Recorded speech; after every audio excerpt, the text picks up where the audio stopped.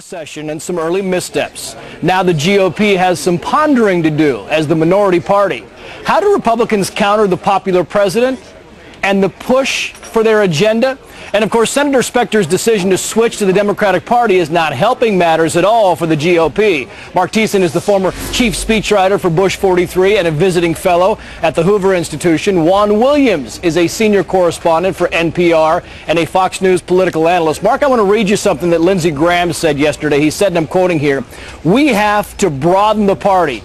He said, "I'm a right-of-center guy, but ideological purity is not going to win the day." Your thoughts? Well, I think, first of all, you have to look at something. President Obama is extremely popular right now, personally popular, but his ideas are not popular.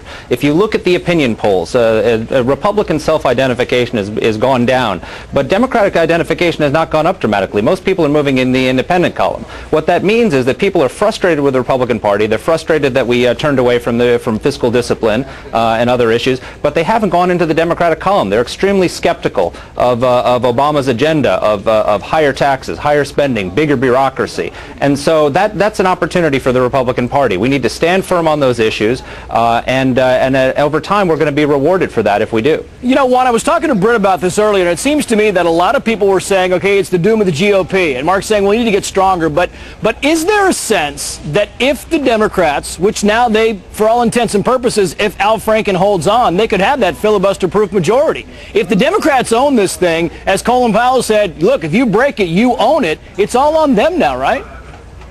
Well, that's true, but I think they want to own it. At the moment, that's the drive for anybody in power is control, and you're on the verge of Democrats having control. Now, the downside, as you point out, Trace, is they'll be held accountable as we approach the 2010 midterm elections. But the other side of this, and to pick up on something that Mark was saying, if you look at something so simple as right track, wrong track, there are more Americans who are now optimistic about the direction of the country. If you look at President Obama's approval ratings, the Fox News poll that came out last week has them about 60%. Those are very high numbers. I think the key for Republicans is not always come down. We know that, approval right? numbers. The approval numbers, popularity numbers, but you look at approval. But you look at approval numbers for Republicans in the Congress. They're lower than they are for the Democrats in Congress. So I think the key for Republicans going forward is to develop their own message, to decide what it is that they want to do, not so much to focus on the Democrats. And that's where I think you come into Specter saying there's been too much of a litmus test that you've got to be hardline conservative, otherwise you don't belong in the party. And maybe it's a good point, Mark, because, you know, you look at the Republican Party and they're kind of dying out west, and certainly in the Northeast, and now they're losing some of their clout in the South, which was always one of their strongholds. So maybe there's something to be had there.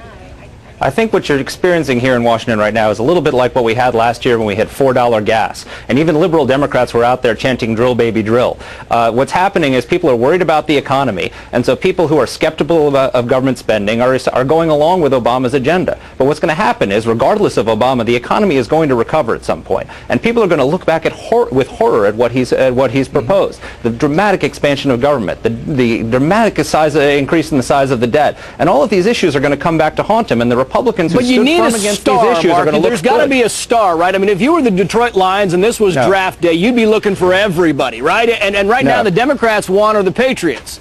And they're not looking for as many stars. The Republicans need a star to lead them into the future. There's no question about that. I'll tell you. There are lots of possibilities. Go ahead, Mark, and then Juan.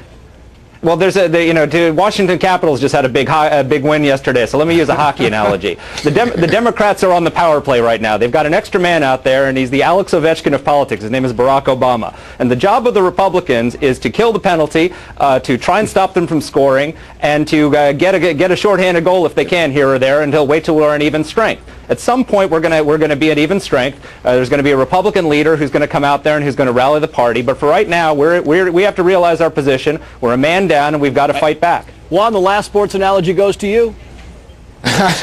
Well, we can go back to baseball. I think that what we have here is a situation where Barack Obama is the star player. He's the big pitcher. He's been pitching pretty well so far.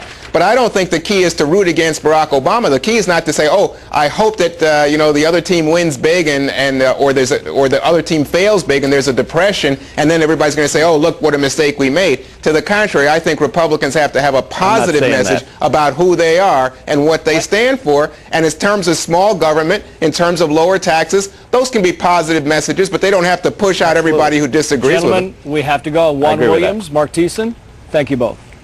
Thanks for having us.